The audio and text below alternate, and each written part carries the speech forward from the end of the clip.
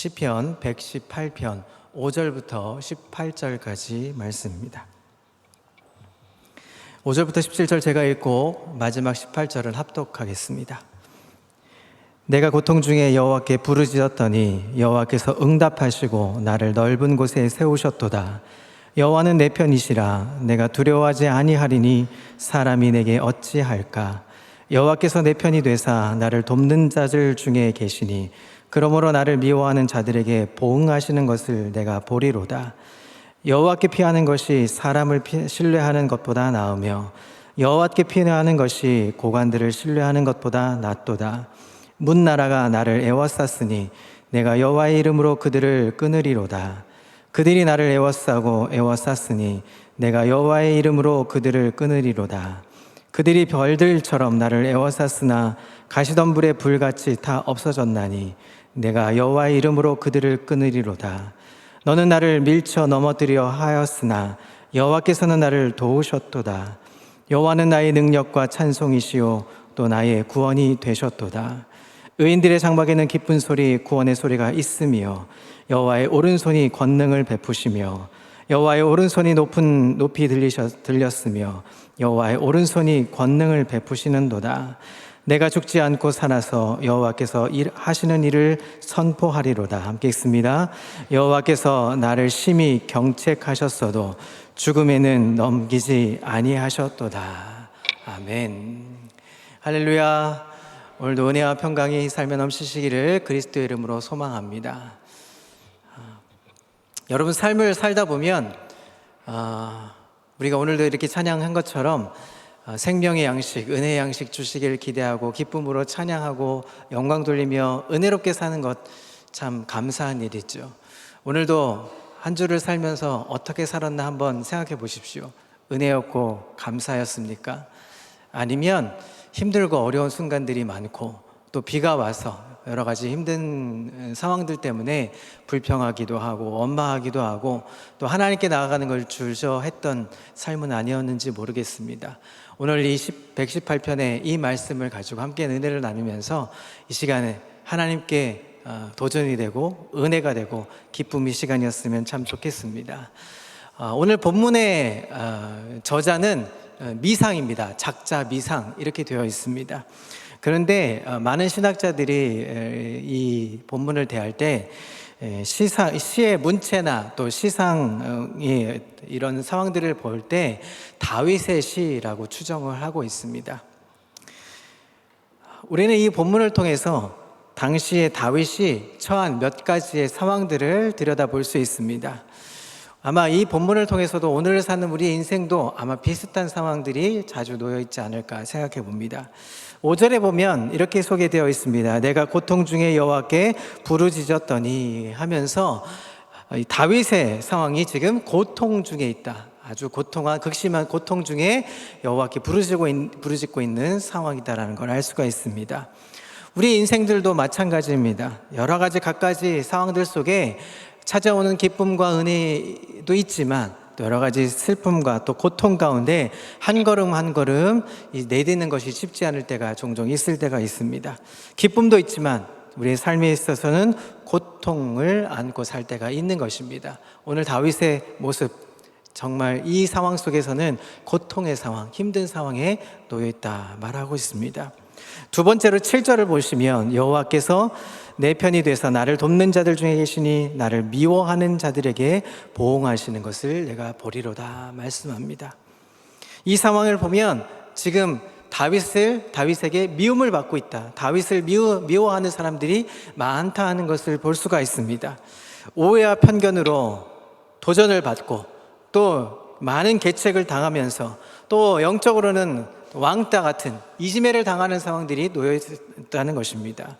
어제의 친구가 오늘의 적이 되어서 그들에게 다윗에게 칼을 꼽고 많은 사람들이 고통을 주고 있는 이 다윗의 모습을 볼 수가 있습니다. 자, 세 번째로 우리 보시면 10절부터 12절까지를 보시면 대적들에 의해 애워싸임을 당하고 있는 상황을 볼 수 있습니다.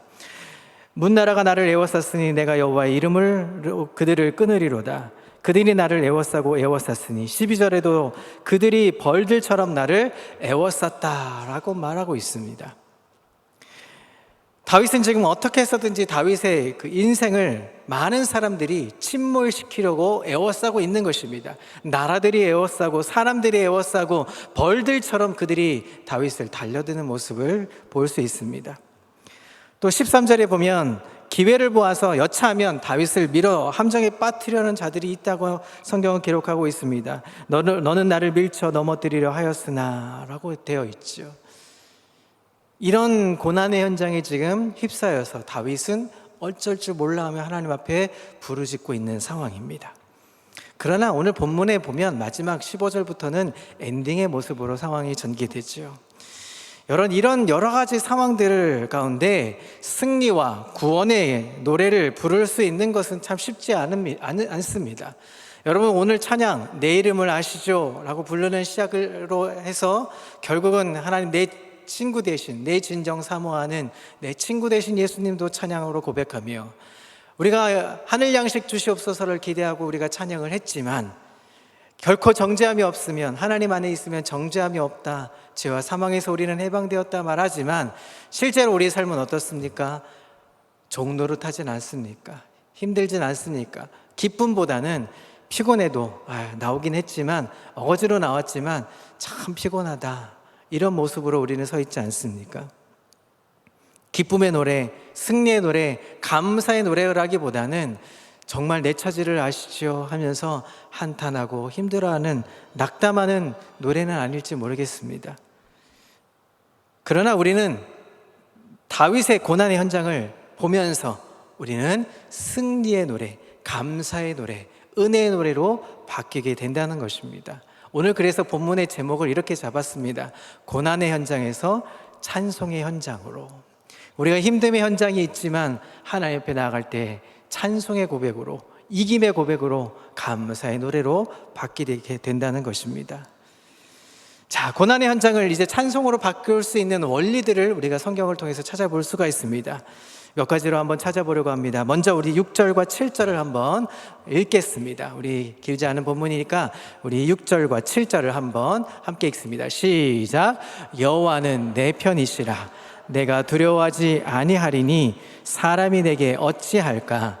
여호와께서 내 편이 되사 나를 돕는 자들 중에 계시니 그러므로 나를 미워하는 자들에게 보응하시는 것을 내가 보리로다. 우리가 고난의 현장을 찬송의 현장으로 바꿀 수 있는 원리의 첫 번째는 하나님이 내 편이시다라는 확신을 갖는 것입니다. 다윗은 지금 어떻게 고백합니까? 하나님이 자기 편임을 확신하며 지금 고백하고 선포하고 있습니다. 이런 궁극적인 이 확신이 있으면 우리 인생은 결코 흔들리지가 않습니다. 여러분, 어떠한 확고한 신념이 있고 확신이 있다면 그 확신에 대해서는 절대로 다른 것들이 범접하지를 못합니다. 내가 어떠한 것에 확신이 있어, 이건 정말 누가 뭐라 그래도 나한테는 확인이 되는 확신이 있어, 팩트가 있어 라고 단언하게 되면 더 이상 다른 것들이 나에게 침범하지 못하게 되는 것이죠. 우리 인생에도 하나님이 내 편이시다 라는 확신이 있으면 우리 인생은 절대 흔들리지 않는다는 사실입니다. 다윗은 이스라엘의 왕으로서 기름 부음을 받고 여러 해 동안 하나님의 뜻을 기다려야만 했습니다. 하나님의 기름 부은 자로 세워졌지만 왕으로 등극할 때까지, 아니 왕이 되어서도 아들의 이 반역으로 인해서 여러 해 동안 고통을 받게 되죠. 하나님의 사람이었다고 말하는 다윗도 고통 중에 있었습니다. 요셉은 어떻습니까? 요셉도 꿈을 꾸고 나서 그 꿈을 이루기까지 여러 해 동안 기다려야만 했습니다. 원수의 칼날을 피해야 했고 오해를 받아야만 했습니다. 하나님이 침묵하시는 것 같고 하나님이 축복이 유보된 것처럼 보일 때도 그들은 어떻게 얘기했습니까? 다윗도 요셉도 믿음의 조상들도 다 한결같이 하나님은 내 편이시다 라는 확신을 갖고 있었던 것입니다. 하나님은 내 편이시다, 이 말은 어떤 전제로 해야 되냐면 나는 주님 편에 서 있습니다를 전제할 때 가능한 것입니다. 내가 주님 편에 서 있을 때 하나님은 내 편이 되어 주신다. 내가 먼저 하나님 편에 서 있을 때 하나님은 내 편이 되어 주신다는 것을 전제할 때 이루어지는 단어라는 것입니다. 사랑하는 성도 여러분, 여러분 주님 편에 서고 계십니까? 주님의 마음을 이해하려고 애쓰고 계십니까? 주님을 이해할 때 우리가 나는 하나님이 나의 편이라는 것을 확신하고 계시는 것입니까? 그러나 이 확신이 있으면, 확신이 있기 전에는 두렵고 떨림이 있습니다. 확신이 있을 때까지는, 이것이 나에게 확인되기까지는 참 많은 두려움과 떨림이 있게 되죠. 공포 속에서도 살아갈 수밖에 없습니다. 여러분, 기다린다는 것은 참 고된 일입니다. 어려운 일입니다. 고통이 따라갈 수밖에 없습니다. 고난의 현장으로 갈 수밖에 없는 상황이죠. 그런데 오늘 확신합니다. 6절에 보시면 여호와는 내 편이시라 내가 두려워하지 않는다 말합니다. 하나님이 내 편이 되시면 절대로, 그것이 확신하게 되면 두려움이 없어진다는 것입니다. 하나님께 대한 확신은 두려움을 내어쫓는 능력을 우리에게 만들어 주십니다. 하나님이 내 안에 계셔서 하나님이 내 편이 되시면, 우리가 주님 편에 서 있게 되면 단언컨대 우리에겐 두려움이 떠나가게 되는 것입니다. 어떠한 고난과 환난이 다가온다 할지라도 그 두려움을 떨쳐버릴 수가 있다는 것입니다. 두려움이 없는 사람은 없습니다. 여러분, 두려움이 없는 것은 오히려 이상한 사람이라고 여겨질 수도 있습니다. 미래에 대한 두려움, 또 건강에 대한 두려움, 경제에 대한 두려움들이 있습니다. 먹고 사는 문제들, 또 실패에 대한 두려움도 있습니다.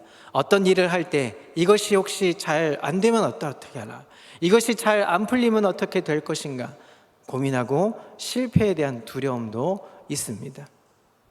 이 두려움은 내 삶에 있어서 항상 같이 따라다니는 동반자 같은 상황입니다. 그러나 그 속에서도, 두려움 속에서도 나를 인도자 되어주시는 하나님이 나와 함께 하신다는 것을 확신하게 될 때 우리는 그것을 다스릴 수가 있게 되는 것입니다. 두려움이 존재하더라도 그것을 하나님이 나와 함께 하시면 내가 두렵지 않고 하나님이 온전하게 나와 함께 하심에 기쁨을 얻을 수 있게 된다는 것을 만들어주시는 것입니다. 다윗이 시편 23편 1절에 이렇게 말을 하죠. 여호와는 나의 목자시니 내가 부족함이 없다라고 말합니다. 여러분, 부족함이 없는 게 아니라 있을 수 있죠. 우리가 한없이 부족해 보이는 것들이 얼마나 많겠습니까? 그러나 하나님이 함께 하시면, 하나님이 나의 목자가 되어주시면, 나를 이끌어 주시면 나는 부족한 것 같아 보일지라도 내가 부족함이 없겠다라고 선포할 수 있는 것입니다. 오늘날 예수 믿는 자들이 많습니다.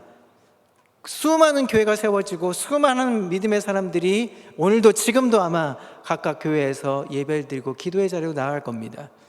그런데 중요한 것은 하나님이 내 편이신가, 여호와가 내 편이신가는 다시 한번 점검해야 할 문제일지도 모르겠습니다. 여러분, 내 편이 있다는 게 얼마나 즐거운지 모릅니다.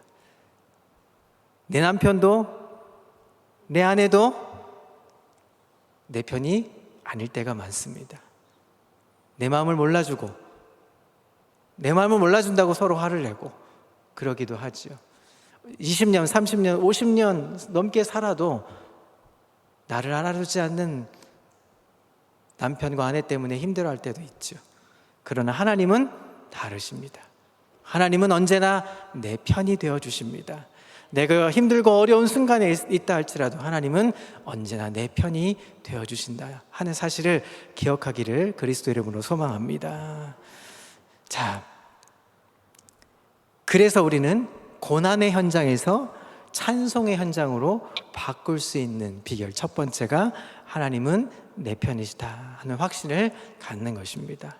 자, 두 번째, 우리가 고난의 현장에서 찬송의 현장으로 바뀔 수 있는 비결의 두 번째 원리가 10절부터 12절까지에 담겨져 있습니다. 자, 우리 10절부터 12절까지를 한번 읽어보겠습니다. 시작. 문 나라가 나를 애워쌌으니 내가 여호와의 이름으로 그들을 끊으리로다.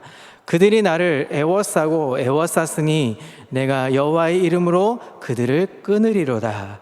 그들이 벌들처럼 나를 애워쌌으나 가시덤불의 불같이 다 없어졌나니 내가 여호와의 이름으로 그들을 끊으리로다. 아멘. 고난의 현장을 찬송의 현장으로 바꿀 수 있는 두 번째 원리는 이것입니다. 여호와의 이름이 주시는 권세를 활용하라 하는 것입니다. 누구의 이름으로요? 여호와의 이름, 하나님의 이름으로 모든 그 주시는 권세를 활용하라는 것입니다. 여호와는 내 편이시니라는 이 고백을 할 뿐만 아니라 적극적으로 이제 한 발 더 나아가서 이제 여호와 하나님의 이름을 부르는 것입니다. 여호와의 이름으로 달려드는 대적들을 물리치는 것입니다. 우리가 믿는 자에게는 보이지 않는 영적 세계, 영적 전투가 있습니다. 믿지 않는 자에게는 소속이 다르기 때문에 영적인 전쟁이 필요 없죠. 그러나 믿는 자들에게는 이 어둠의 권세, 사탄과 마귀와의 이 영적인 전쟁터가 이 삶에서 매 순간순간 그 영적인 전쟁을 치러 가야 합니다. 말씀을 듣는 가운데 문제의 원인을, 그리고 그 옛사람의 성품을 예수 그리스도의 이름으로 끊는 역사가 있기를 그리스도의 이름으로 소망합니다. 나로 하여금 주님 앞에 나아가지 못하게 하고, 나로 하여금 주님을 닮아가지 못하게 하고, 인생의 뒤를 돌아보게 하는 그 유혹들, 그런 모든 상황 속에서, 그 두려움 상황 속에서, 어려운 상황 속에서도 여호와의 이름으로 물리쳐 나가는 것입니다. 여기 지금 10절부터 뭐라고 얘기합니까? 수많은 나라들이 나를 공격하기 위해서 애워쌌다고 말합니다. 그리고 11절에는 그들이 나를 애워쌌다고 둘레를 쳤다고 말합니다. 12절은 그들이 벌떼처럼 나를 달려든다고 말합니다. 이 세상의 어둠의 권세들은 우리를 벌들처럼 우리를 애워쌉니다. 나라가들처럼 애워쌉니다. 그러면 우리는 꼼짝 못할 수밖에 없죠. 옴짝달싹 할 수밖에 없습니다. 주저앉아 버리고 낙심하게 되고 그 공포 때문에 두려워 떨게 됩니다. 그 순간에 내 편이신 하나님으로 의지하면서 여호와의 이름을 부르는 것입니다. 여호와의 이름은 우리 속에서 일하십니다. 여호와의 이름이 가는 곳마다 하나님께서 역사하시게 되는 것입니다. 하나님의 이름을 부를 때 우리는 변화가 되는 것입니다. 하나님의 의와 하나님의 나라가 우선권을 두고 있기 때문에 우리가 여호와의 이름을 부르면 하나님은 우리를 군대의 여호와의 모든 천사들을 동원해서 우리를 애워싸고 그들을 물리치게 해주시는 것입니다. 내 능력이 아닙니다. 여호와의 능력이고 여호와의 이름이 선포될 때 가능한 것입니다. 사랑하는 성도 여러분, 하나님은 내 편이 되어주십니다. 그리고 여호와의 이름을 부를 때 여호와의 그 이름으로 인해서 능력이 선포되어지고 우리를 애워쌌던 모든 공포들과 두려움들이 떠나가게 되는 것입니다. 그럴 때 우리는 찬송의 고백을, 승리의 고백을, 노래를 선포하게 될 수 있다는 사실을 기억하는 저와 여러분 되시기를 그리스도의 이름으로 소망합니다. 자, 그렇게 했을 때 결과가 있습니다. 그것의 결과로 두 가지를 변화를 가지고 올 수 있는 것이죠. 첫 번째는 전도의 영역입니다.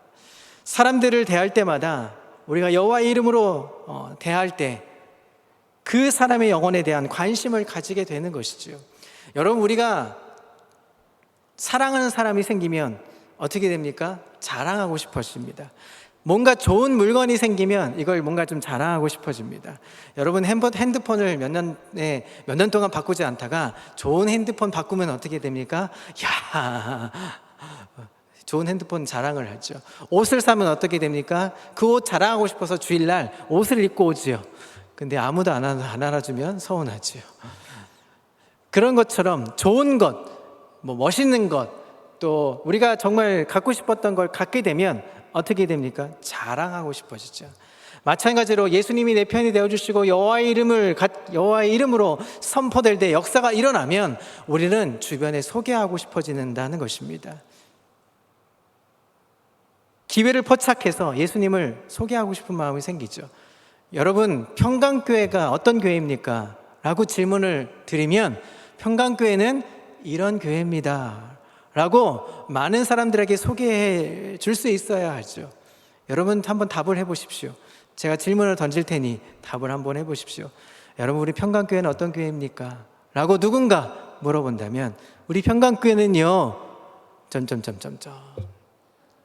저희 사랑부에서 이 얘기를 했습니다. 얼마 전에 한 2달 전에 사랑부에서 모임할 때 자, 우리 평강교회를 한번 자랑해 보십시오 라고 했더니 수많은 다양한 답이 나왔습니다. 사랑이 많고요, 여러분들 사랑부도 있고요, 주일학교도 있고요, 장로님도 계시고 권사님도 계시고, 참 결론은 어떻습니까? 참 좋습니다 라고 고백하는 모습들을 봤습니다. 여러분, 예수를 믿고 예수님을 알게 되고 예수님의 사랑을 알고 예수님이 내 편인 것을 알게 되면 어떻게 됩니까? 자랑하고 싶어져야 하는 것입니다. 하나님의 최대 관심사는 잃어버린 영혼에 있습니다. 그래서 결국 궁극적으로는 우리가 예수를 믿게 되면 다른 사람들에게 세상에 잃어버린 영혼들을 찾아가서 예수님을 소개하고 싶어지는 마음이 생긴다는 것입니다. 두 번째, 결과적으로 우리가 예수님의 이름을 알게 되고 예수님의 이름을 부르게 되면 여러 가지 상황 속에 우리가 사는 이 생활의 패턴들이 달라지게 됩니다. 하나님의 이름을 신뢰하는 자만이 물질을 다스릴 수가 있습니다. 재정을 관리할 수가 있습니다. 하나님께서 나에게 베푸신 은혜가 얼마나 큰가를 깨달으면 내가 가진 이 물질이 다른 것과 비교할 수가 없는 거죠. 하나님과 비교가 안 되는 것이죠. 그래서 하나님의 일을 위해서 내 땀과 눈물의 결정체인 이 물질을 드릴 수 있게 되는 것입니다. 청년부가 선교를 간다고 하니까 수많은 분들이 후원을 앞다투어서 헌금하며 나아가고 있습니다. 우리가 뭔가 하나님께 나아가는 일을 하게 되면 함께 여러 가지 물질도 드리게 되는 것이죠. 마음을 쓰게 됩니다. 그것이 잃어버린 자를 위한 쓰임이기 때문에 가능한 것이죠. 우리가 이렇게 여러 가지 상황들이 바뀌게 되는 것입니다. 이것이 여호와의 이름으로 할 때 가능한 것입니다. 여호와의 이름만이 나를 함락시키려고 달려드는 모든 영적인 것들, 모든 육적인 대적들을 막아내고 보호해 주시고 물리쳐 이길 수 있는 능력을 갖게 된다는 것입니다. 사랑하는 성도 여러분, 주저하지 마십시오. 예수의 이름, 여호와의 이름을 부르며 그것을 활용하여서 수많은 대적들을 끊어내며 결국 하나님의 사람으로 내 편이 되어주시는 하나님을 의지하며 사는 모든 삶의 여정 되시기를 그리스도 이름으로 소망합니다. 힘들고 어려운 노래가 아니라 기쁨과 감사의 노래로 바뀔 수 있기를 소망합니다. 세 번째로, 우리가 이제 구원하는 현장에서 이제 찬송의 현장으로 바뀔 수 있는 상황을 15절과 16절은 이렇게 이야기하고 있습니다. 자, 15절과 16절을 함께 읽습니다. 시작. 의인들의 장막에는 기쁜 소리가 구원에 있으며 여호와의 오른손이 권능을 베푸시며 여호와의 오른손이 높이 들렸으며 여호와의 오른손이 권능을 베푸시는도다. 아멘. 여호와의 손, 여호와의 오른손이라고 나오죠. 여호와의 오른손. 세 번째로, 다윗은 여호와의 능력을 의지하고 부르짖었습니다. 여호와의 능력을 의지하며 여호와의 이름으로 부르짖으면 하나님이 역사해 주시는 것입니다. 은혜를 주시는 것입니다. 찬송의 고백으로 바뀌어지는 삶의 현장이 되는 것입니다. 여호와의 오른손은 능력의 손을 나타냅니다. 보호해 주시는 손을 나타냅니다. 지혜의 손을 나타내는 것입니다. 여러분, 이 시편 118편은 히브리인들이 애송하는 시입니다. 많이 부르고 정말 사랑하는 시 중에 한 편입니다. 예수님께서도 십자가를 지시기의 전날 밤에 이제 성만찬을 베푸실 때 겟세마네 동산으로 올라가시면서 제자들과 함께 불렀던 찬송이 바로 이 118편입니다. 날이 밝으면 인류를 위해 살을 찢기고 몸을 찢기면서 죽음을 맞이할 그 피를 흘리실 상황들에 전개되는 상황이었습니다. 고통의 잔인 십자가 앞에 놓인 것을 알면서도 어떻게 제자들과 함께 이 찬송의 고백을 할 수 있겠습니까?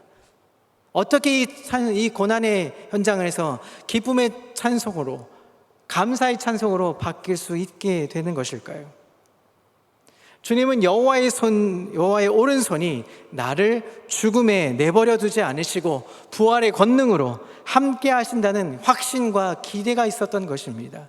겟세마네 동산에서 땀방울이 핏방울이 되도록 기도하셨지만 결국 하나님의 오른손으로 우리를 붙드신다, 하나님의 오른손으로 나와 함께 하신다는 확신을 가졌기 때문에 이 찬송을 부를 수 있었다는 것입니다. 우리는 이곳에 이 고백을 통해서 인생의 해답을 얻습니다. 그래서 우리 예수 믿는 자들은 역설적인 삶을 살게 되는 것이죠. 현재 눈에 보이는 것은 고난의 현장일 수 있습니다. 어려운 현장일 수 있습니다. 그럼에도 불구하고 그렇게 고난의 현장일지라도 우리는 승리의 노래, 개선의 노래, 감사의 노래, 찬송의 노래로 바뀔 수 있게 되는 것입니다. 여호와의 오른손이 이 문제에 개입하시면 여호와의 오른손이 그 모든 문제를 해결해 주시게 되는 것입니다.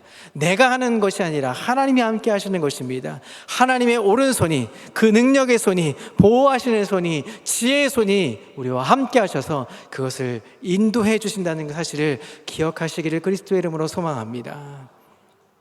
여러분, 우리 인생에 짐이 있을 때가 많습니다. 우리 고통의 여러 가지 문제들, 여러 가지 삶의 환경들, 정말 인생길에서 한치 앞을 내다볼 수 없는 삶이기 때문에 어려운 순간, 힘든 무거운 짐을 질 때가 많습니다. 그리고 주님께서 짐을 들고 지실 때가 있습니다. 우리의 짐을 다시 메시고 가실 때도 있습니다. 주님께서 짐을 지워주실 때는 그것을 감당할 능력도 주신다는 사실을 기억하시기 바랍니다. 우리가 고통의 현장에 있습니까? 그것이 바로 찬송의 고백, 기쁨의 고백으로 바뀔 타이밍이라는 것을 기억하시는 저와 여러분 되시기를 소망합니다. 여러분, 힘든 순간에 오십니까? 그렇다면 그것이 바로 그 순간 찬송의 고백이 되어야 할 줄 믿습니다. 이제 말씀을 좀 정리하려고 합니다. 어떤 사람은 짐 때문에 침몰하는 사람이 있습니다. 무거운 짐을 짊어지고 가다가 결국 침몰하게 되어지죠. 오늘 예배드리는 모든 우리 성도님들 속에서도 하나님이 나에게 주어주시는 짐을 잘 감당함으로 강한 십자가의 그 용사로 훈련받고 쓰임받는 저와 되시기를 소망합니다. 여러분, 고난의 현장에 있다고 지금 생각하십니까? 바로 지금이 기쁨의 노래, 감사의 노래, 은혜의 노래, 아니, 다시 한번 우리에게 은혜를 주시고 능력을 주실 좋은 타이밍이라는 사실을 기억하시면서 오늘도 감사의 노래를 부르실 수 있기를 소망합니다. 그리고 절대 낙심하지 마십시오. 여러분, 낙심하게 되고 낙담하게 되고 주저앉아 버리실 때가 아닙니다. 왜냐하면 여호와는 누구 편입니까? 내 편입니다. 자, 따라해 볼까요? 우리 가슴에 오른손을 다 치시면서 여호와는 내 편이십니다. 여호와는 내 편이십니다. 하나님이 나의 편이 되어주시면 나는 모든 것들을 감당할 수 있습니다. 우리 지난주에 우리 조요셉 강도사님이 그랬죠. 가장 주옥 같은 말씀 중에 베스트가 능력 주시는 자 안에서 모든 것을 할 수 있다. 그게 우리나라의 첫 번째 뭐라고 하죠. 그런 것처럼 여호와가 내 편이 되어주시면 우리는 모든 것을 감당할 수 있게 되는 것입니다. 뿐만 아니라 여호와의 이름으로 나의 대적들을 끊어버릴 수 있게 되는 것입니다. 힘들고 어려운 순간에 놓여있는 삶의 대적들이 있습니까? 여러 가지 문제의 대적들이 있습니까? 여러 가지 우리를 고민하게 만드는 대적들이 있습니까? 주저하지 마십시오. 여호와의 이름을 부르십시오. 여호와의 이름을 부르짖을 때 우리에게 능력으로 인도해 주실 것을 기대함으로 달려가는 소망의 삶이 되시기를 그리스도의 이름으로 소망합니다. 그리고 하나님의 권능의 손길을 사모하십시오. 하나님이 기도할 때, 찬송할 때 역사가 일어난다는 것을 기억하십시오. 제가 10몇 년 동안은 찬양 사역하면서 여러 사역적인 경험을 토대로 해서 단언하기는 찬송할 때 역사가 일어나는 것입니다. 찬송할 때 그 찬송의 고백이 곡조에 있는 기도가 되어서 우리를 역사로 인도해 주시는 것을 많은 간증을 통해서 또 많은 사역의 집회들을 통해서 좀 많이 봤습니다. 우리가 찬송의 고백, 우리 담임 목사님 이어서 기도에 인도하실 때 많은 찬송을 통해서, 가사를 통해서 우리가 은혜 받고 도전받게 되면 우리는 입술이 열려지는 것입니다. 기도가 열려지는 것입니다. 기도의 문이 열려지는 것입니다. 그럴 때 하나님의 권능의 손길이 우리와 함께 하신다는 사실을 기억하는 저와 여러분 되시기를 소망합니다. 사랑하는 성도 여러분, 어려워하지 마십시오. 힘들어하지 마십시오. 그럴 때 찬송하는 것입니다. 여호와는 내 편이시다. 여호와의 이름으로 대적할 수 있다. 여호와의 오른손이 나를 강하게 붙들어 주신다. 오늘 삶의 현장에서 이 은혜를 삶의 현장에 누리실 수 있는 우리 평강의 성도들 다 되시기를 그리스도의 이름으로 소망합니다.